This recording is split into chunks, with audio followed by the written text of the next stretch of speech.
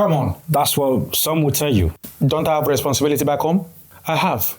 We all do. Yeah, but that's one of the excuses some of them give. Bro, that's unnecessary excuses.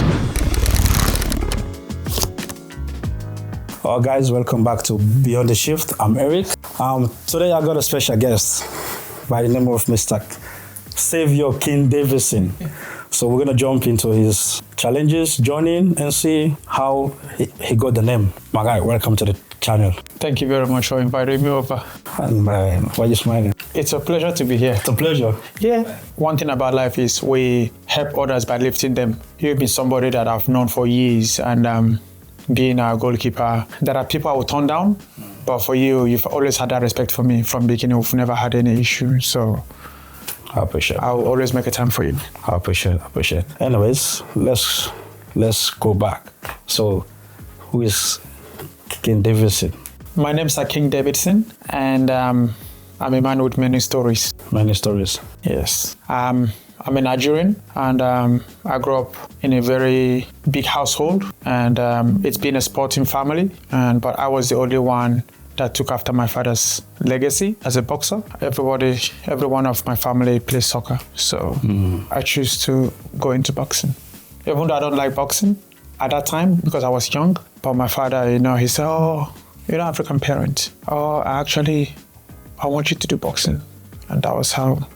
7 years old, 8 years, I started going to the gym. That's how the story of my life started as a boxer. So how did you take that, the process, a young kid? This is something new for you. So how do you process that when I was the thing is, when I was 7, 8, my dad always say, and you growing up in Africa, it's a place where it's survival of the fittest. You got to survive. And my dad keeps saying, "Oh, I want you to do boxing." And coming from the school where I went to army school, you have to be actually physical. And you don't want to get bullied. You just want to fight your way out. And I started going to the gym with my father. At the age of 10, he said, "You need to start listening in gloves now." I'm like, "Boxing?" I said, "I don't want to do boxing. I like playing soccer." And then he said, "Nah, boxing is a way for you." He said, "All of you can be soccer players. You have to be a boxer. Out of all, I see a greatness in you." I still remember that time, and he said a story to me. He said, "The day you were born, I knew you were a boxer," because that was when he won the national title. He became the champion. So the next day was when I was born. So he just said, "I have to be a boxer." And since then, he's been pressure. Mom said, "Nah, leave my son alone for me. I don't want him to box." But it is what it is, and God has his way. And when I turned 10, I started listening to gloves. He took me to the gym. After gym, I would run to soccer field. And then 11, 12, when I started finding myself competing in the national championships. I started from state. 15, I was already a national champion, which is state. And then I got invited to start representing from state. You get into national. So that national takes you to, if you make it in national, you get to be in the Nigerian national team. I was beating everybody in that place. I was untouchable. I was very good because my dad is that kind of a man that when we get home, my dad will say, "You need to do something extra." Because that extra will get you to where you're going in time. And I'm like, "Well, I'm tired." He said, "No, you have to do something." So he put me through pad walk or maybe go for a run or something to keep my body keep going. So I found out that I was actually getting better than every other person there. Person around you. Yeah. And then I found myself in the national team, and I ended up going to Manchester, England, to represent Nigeria in the Commonwealth Games. So wait, before you go to England, before you make it, they choose you, when was that stage, you know what, I can do something out of this, let me do this for me, or were you trying to do it to make your dad happy, or? Nah, from the beginning, I didn't want to. But there was a truth in what he was saying to me. Boxing is the way out for you. And I can see that because whenever I go to fight, I win. And when I win that time, they'll give us towel or give us money or something. And I became famous in my school. I'm like, okay. So when I go to school, as soon as I walk through the gate, everybody's like, "Oh, King is here." Everybody start hearing my name. I'm like, wow, it's good to be famous too. So I find myself when I became the year 2000, when I became the champion overall, when I come out from the house, everybody know me. I'm like, wow. So this was 2000, I just be like, okay, this is it. So I just keep chasing that dream. And it has never failed. So you grabbing your bags, representing Nigeria, because we all know Africa. Yeah. For you to make it in the professional circle, you have to know someone has to know you. In my case, it wasn't like that. So for you, your talent show. Yeah, I was beating everyone. I think I've lost to 2 Nigerian fighters. So how was those losses like? How those losses make you feel? Honestly, it made me feel bad, but at the same time, it's a learning curve for me. Then I knew I was not invisible because the way I came up, everybody looked at my father every time. Oh, your son. I became somebody who is carrying so much responsibility on me. So when we're going for a competition, in my brain, everyone is relying on me because I have to win the gold. So I feel like I had a lot of responsibility on me, on my shoulder, but I have to carry the cross because I know what I possess. So it was just pure talent. Sometimes it's not about what you learn. Sometimes something that is meant to be your destiny is your destiny. Nobody can change it. And I feel like boxing was my destiny. And I was born to do it. You're born to do it? Yeah. Wow. So I want to ask you, because in life we all face challenges. So for you, that young kid, although you have the support of your dad, yeah, how was the challenges for you? Like the challenges you face in the whole your boxing journey, the challenges you face, how do you? For as an amateur, when I was fighting amateur representing the state, representing Nigeria in the national team, everybody was like, I feel like every luggage and everyone is on me. It wasn't an easy task, but I knew that I can push through with the hard work and dedication. And I remember my dad used to say to me, don't drink, don't smoke, then you get there. I'm like, okay. And that was actually the truth. Like when I look back and I'm like, I've never had alcohol, no drinking, no smoking. That has actually helped my life. At this age, I'm still going. Like the challenges I face, sometimes it's all about, sometimes you get injured during preparation for a fight. It's just a basic normal thing that normally happens in a day-to-day life. Probably I'm training and then I just feel hurt, and then that would take time for healing process and everything. But I was glad that I had my dad pushing me through my career, and I bless God for that. It's something that I will never change. So it hasn't been an easy journey, but I've pushed through. For us, like someone who's watching you, look like I don't know anything about boxing. You're talking about the injuries, yeah? Which is the common injury for you boxers? Honestly, it comes down to everybody's body, how your body works. Common injury, you might be going for a run, you got your ankle twisted. You might be sparring and you get a punch on the head and then something starts shaking. You might hit somebody and get your hands broken. I remember when I traveled to Cuba, my dad took me to Cuba for training, and then I was sparring and I just hit the Cuban boy and I cracked my wrist. My wrist got swollen under 1 minute. So those are part of the injury. I have been in a fight, shoulder popped off, tear muscle, injury, broken nose, broken eye socket. Stop! He's already dead. Sometimes you finish fight, you can't even chew. Your jaws are all like injured. So, but healing takes time sometimes, but it comes down to discipline also. That's why whatever you're doing, you need to be disciplined in that act and keep your body focused, because in boxing 1 second can say good night. So mentally here you need to be focused in everything you're feeding, sleeping wise, going for your training routine. You have to be on it. You have to sacrifice everything if you want to achieve your dream in sport. You have to sacrifice everything. For me, I sacrifice everything and I put everything on the line, and that's what has actually led me to where I am today. Discipline. Yeah. Okay, so now I want you to give us the advice. Like, I know there's a kid out there now, or someone who want to do boxing. Because you've been there, Yeah. you've seen it, you've done it.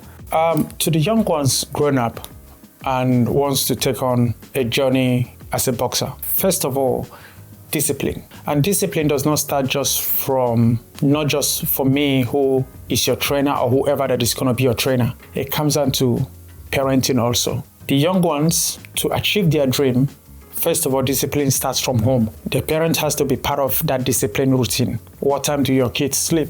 What time do they eat? What are their meals? Do they eat late before going to bed? What time do they wake up? Sometimes you have to wake them up. Even when they don't want to wake up, you have to wake them up. So to those young ones, it starts from grassroots, because when you come of age, it became a hard routine to follow. But when you started from grassroots, they get there in time, and coming up, they know exactly what basics A, B, C, D is in boxing. So discipline is the biggest key. There is a high chance in this society where we live now, kids going the wrong way, right? High chance. We all pray that our kids should be better. But what is the level of discipline you have put into those kids to make them know that? So parents has a lot to add in the kids' life and their journey to life. 100%. I got a story here. When I moved to Australia, I was playing for Sydney Uni. By then, I was not a goalkeeper. I was training. But my challenge I was facing for someone to drop me. My dad was busy chasing the money. I understand. He has to provide. Yeah. So that was one challenge for me. With you, you're lucky you have your dad pushing you. So I know, like you said, discipline, everything, yeah? But that kid in Africa now, they might say, oh, maybe all these things you're saying, it's going to work in Western world. Like Africa, you and I know, man. Training. Yeah, there's sometimes no food. No food. So what do you think, like the whole sporting agenda in Africa, what do you think they would do to develop these kids to be in the same level with us here? Don't get me wrong. There are some times when I finish training, there is no food at home. I grew up like that. Sometimes I don't even have shoes for training. Sometimes I have to finish training. I have to go and hawk mango, banana, whatever, to help the family, to bring money to the house. So the journey was not just my dad, because my dad worked for Sports Council as the head coach. And in Africa, they pay you every 30 days, every month. Sometimes 2 months, no salary. No salary, yeah. Civil servants, you can't do anything about it. But it doesn't stop you chasing your dream. There must be something out of your kids. They all have gifts and talent. There is something inside your kids that you have to figure out. What are they? I know my kids. I know what they like doing, right? I grew up having nothing. I grew up with nothing. So I'm in the same situation as those kids back home now. But you have to find a way. And that comes down to responsibility of parents. Here is different, because here, even with our community here, I see wrongs. My kids all play soccer in clubs. Every weekend, they have a game. How many African parents do you see standing there watching their kids play? They have to go and do the overtime. You see where the problem is. And then tomorrow you start crying. Your kids are not doing well. What have you put in those kids that you want to reap back? For me, I will not jeopardize anything in this life more than the joy I will give to my children. My children come first. My family is number one. I will always make time for my kids' sport life. That their sporting life, I'll make time for it. So why would I want to go and do a double shift? My son or my kid are supposed to be playing game. I'm supposed to be watching them, know their mistakes. Every time my kids finish game, we sit down and analyze, what have you done wrong? Why did you lose this game? This and that, this and that, this and that. We'll talk about it. I make time for them. I take them to the park. I say, okay, this is what we need to do. You think tomorrow those kids will not remember those things I've done with them? Exactly what my father did with me is what I'm passing to my children. It's a generational thing. You can't miss it. But if you go here, you see African parents, 1 or 2, that's it. You see them finish training. Where's your dad? Where's your mom? They're not there. They're chasing money. I'll give you an example. I went to my son's game one day. They have 2 Africans in that team. And then the other dad was next to me. You know what he did? He was looking at time. He has to go to work. He wants to go. I'm like, He said, oh, I need to go to my shift, this and that. I said, bro, your son is playing. Come on. You know, I know we have to work to pay our bills. But those time you give to your children means a lot. The moms are not there.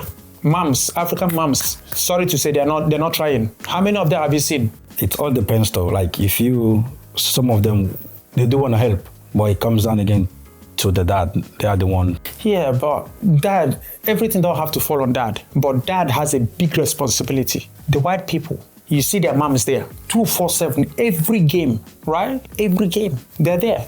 Mom is there, dad is there. If mom is not there, dad is there. Why can't we develop that in our culture as black people? Why can't we do that? I'm doing it. Yeah, 1 out of 10. Me, I'm doing it, you are doing it. What about the other ones? Because I got the thing. Sudanese people have so much support more than every African culture in this country. Sudanese people are on the top, right? I go to, my son plays for Makoni, yeah? Makoni MPO1. Yeah. When I go there every weekend, I see Sudanese people lining up there, watching their kids. But after that, there is no any other tribe or culture or country or whatever, call it, that is sitting there as Africans watching their kids play. Why and how are we going to change this? But some will say because of, I have to provide for the family. I have to look after the body in Africa. Come on. That's what some will tell you. Don't I have responsibility back home? I have. We all do. Yeah, but that's one of the excuses some of them get. Bro, that's unnecessary excuses. That's not right. Everything you impact into your children, when we get older, you will see the results. Like I said, I'm a testimony to it. What my father had done for me today, when I sit down, I'm like, whoa, this is the result. You think when my father is lying down now, rest in peace, he's not happy? My mom still say it up to tomorrow. My mom used to stand like this and watch me box, watch me punch my head in. She'll come to me, she'll say, hey, don't let this guy beat you. You are stronger than him. You are talented more than him. You can pull this fight off. I say, yeah, mom, I'm okay. Sometimes when I look at the photos, I'm like, mom, you know? So why don't we do the same thing in our cultures here as Africans and like black people here? So we can do it. So for the young kids there, out there, honestly, we just need to find a way to push them to their dreamland. But the parents, one, will give consent to it. The parents has to be a part of it, part of their journey, and things will go well with them. Yeah, 100%. Like, I'm a full testimony to what you're saying. Because, like, I choose, before my son was born, me and my wife will come to, like, agreements. If we're going to have a boy or a girl, we need to sacrifice for him or her. So we found out we're going to have a boy. So then we have the plan. If he's going to play soccer, I will work. You don't work on the weekends. Your job is to. That's it. So then on Thursday, because my son goes to swimming. So like, you know, my sisters, my cousins, oh, he's too young. Why? I say, that's what we make. Like, that's what we see here. So I sacrifice my Thursdays. One Thursday, like today, I don't work. It's for my son. Me and her will go. Like, we interchange. Jump into today, I have my phone taking pictures. Yeah. Just like what you said. What you put, that's what you're going to get. Yeah, that's what you get. But over time, I said, but I will make the money again next week. Yeah. So I 100% understand. That money, no matter how much you work in this country, you're still on debt. No matter how much you think you want to make. But you can make that time, those times that our kids are missing out, you will never get it back. 100%. And then when you're aged, you will see the results. 100%. So it's something that we should try and keep doing, man. I feel you. So now, switch me. Your journey in Australia. How did you end up in Australia? Let's go, bro. Let's go. How did you end up in Australia, bro? It's 2006. I was part of the Nigerian national team, and we came for the Commonwealth Games in Melbourne. I was the team captain of the Nigerian national team, and we got to Australia, and then I had the first fight, second fight, third fight, and I look at the table. Because when we got to Australia, they collected everybody's passports and say, hey, captain, we need you to get everybody's passport, and we want you to hand it over to the organizer, to our coaches.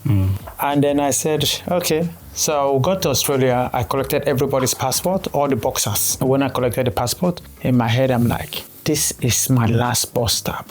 You know, one thing is, in Africa can be when you are shining, the glory is always, "Aye!" But when your light off for one day, They forget about you. or just for 1 second, you make mistake, finish, they will push you and dump you. So when we got to Australia, I already had a chat with my dad. I said, Dad, Mom, I'm not coming back. Because my dad said, oh, why? I said, Dad, I've done enough for this country and they don't appreciate it. So yeah, I'm famous. Yeah, when I'm coming, they know. But it's not enough. What have we done? What have they done for my family? What have they done for me? Nothing. So I think it's time for me to say goodbye to the sport of Nigerian Amateur Boxing Association. I want to go into professional. I want to start making money. He said, okay. When I got to Australia, first fight, win. Second fight, win. Third fight, win. I was going through the quarterfinal now. And I said to myself, if I win quarterfinal, I'll get into semi-final. That's like 3 days to leave the country back to Nigeria. So 3 days, if I get into semi-final, I got 3 or 4 days left in my passport, my visa. What I did was, I just packed my bag. I went to the rooms. I said, Coach, my time in boxing for Nigeria is done. I want to go. I want to start chasing my dream. As a professional, I want to be a world champion because with this, I've done everything for you guys. But this is the time for me to go. Man, secretary lost it. My coach that I lost it. My national team coach is saying, oh, you're supposed to be winning gold for us, blah, blah. I say, yeah, that's the problem. This time I'm not winning gold for you guys. No. I gave you guys bronze in Manchester. I became African champion. I won the gold. I've done everything for you guys. But this one is my last post. Australia is my dream country. I want to go and chase my dream. I want to make money for my family. They were just looking at me like this. I just got up. I left. They were like this at the door, looking at me. Is this real? I have my small bag at the back. I don't know no one in Australia. I'm like, this is the journey of my life. Now, life has just begun. I made inquiry, where is the biggest city in Australia? Sydney. I jump in the flight, jump on the next available flight. I got to Sydney. There is this PCYC in Bankstown, because I was living in Bankstown. Yeah. There's this PCYC. I got there. I said, hey, I want to be a boxer. They said, have you done boxing before? I'm like, no. So you pretend as if I pretend like I don't know nothing because remember, my visa is running out. Yeah. So they said, okay, come. And then they started teaching me. They gave me one little boy. You should teach me how to box. Can you imagine? But you try to find a way. Yeah, I was ready. So I started doing this. 1 week later, I said, can I have a sparring session with this one? So they gave me the gloves. We started sparring. I just let him enjoy it. Yeah. Sometimes I don't give him better. And then the coach said, oh, you're getting better. In my head, I'm like, idiots. Before you know, after 1 week, 2 weeks later, they said there is a PCYC tournament, boxing competition. I said, can I compete? I started bashing everybody in that gym. The coach said, oh my God, you improved so good. I said, yes, I know. Before you know, PCYC tournament, I won. They gave me a trophy. Then one man saw me. He was a photographer, Uncle Sam. He saw me. He said, Uncle Sam? Yeah. Yeah, I know him. I know him, yeah. He saw me on that fight. He said, what? Where are you from? I said, I don't know. I came from the Commonwealth Games. So I told him my story. Uncle Sam just fell in love with me like this. He said, where do you live? I told him where we rented. He paid for 3 months. He said, here, stay here. 3 months. I said, wow. Is that how God works? Another tournament against Russians. Russia, Belarus, and Australians. That day was the day I showed myself. I started boxing. As soon as the first jab I jabbed, the Russian guy just floored me. Bang! I just found myself on the floor. I said, what? Me on the floor. First time in my whole life. I said, this guy has just touched the viper on his tail. I just changed back to my sapper because I was doing orthodox, which is right hand. Man, I switched back to left. So you give him hard. Oh my God. He got the best whooping of his life. Stopped him. Uncle Sam just said to me, wow, I want to get you a professional coach and a manager and a sponsorship. That was how sponsorship came. So I want to ask you, you moved to Australia, the Commonwealth Game, you're joining there and there and there. So how was the culture shock for you? Because in terms of you don't know anyone, like you said, the food, the family, how were you coping, the challenges you face? I've been a traveler all my life. So my traveling started when I was 15, 16. I started traveling overseas. So I had knowledge. I've experienced. I've adapted to the food. I've adapted to a lot of things. Because when you get to somewhere, you need to adapt. Yep. For me, I'm comfortable at. Anywhere you keep me, I'm comfortable there. I'm very comfortable at any space I get. I'll be fine. So it just comes down to your mentality and travel experiences I've had. So you just got to find a way to adapt. Just have to. Wow. Yeah. That's the same thing when I moved to Ashfield Boys, new in school. Teacher was like, for you to survive in Australia, there is something they call belong. Up to now, yeah, I keep, even when I met my wife, I told her the same thing. Just like what you say, you need to adapt. I said, find something which you think is gonna help you. Find a way to survive. So she told me you have to belong. So I started being with this boy like, you know, a kid from Africa, the only thing we know is soccer. That's it.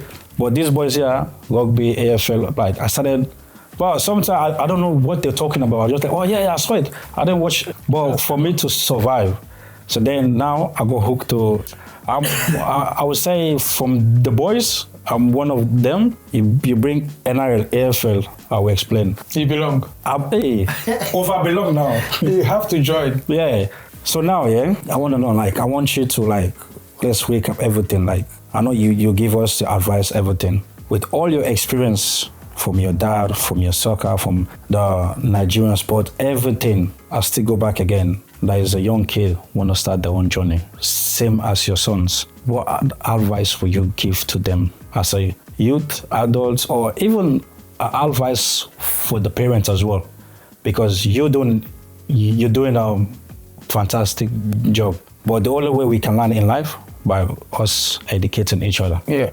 So what advice would you give? For the young ones, I just know that dedication, and you have to want that thing. You have to want it, you have to earn it. You can't just be lazy or you want to sit down on the PS4, but there is time for everything. And there are some certain things you need to watch.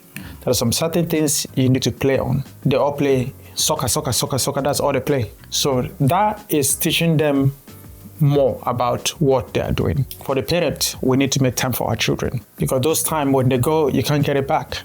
100%.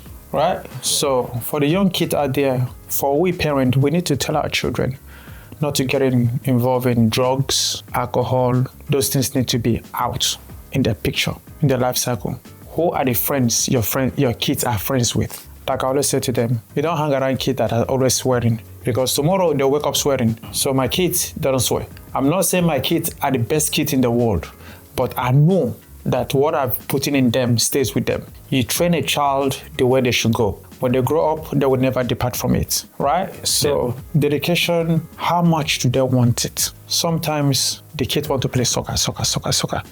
Sometimes you move them, try to shift them around as parents to see what other things they're interested in. But anyone that wants to do boxing, we're here. We're here, okay. Before we go, I got a simple thing I want to ask you. What Beyond the Shift means to you? Beyond the Shift means a lot to me, and it's actually inspiring. Me being here today to share my journey with Beyond the Shift, it's great, it's amazing. It's a platform where I want people to channel into. It's a platform that I want people to look into to come and share their journey and their career in life. The journey where you've come from, the journey where you're going or where your kids are going. We need to come and share experiences and ideas together to build a better future for our children and generations to come. Bye-bye. Thank you so much for dropping by. It's a pleasure to be here. Oh, guys, you guys have all heard about his journey, his challenges he faced, the experience, the advice. I know you guys have learned so much about this guy now, Savior, the boxer, our dad, our uncle. So guys, subscribe to the channel, like the video, and turn on the video. Subscribe.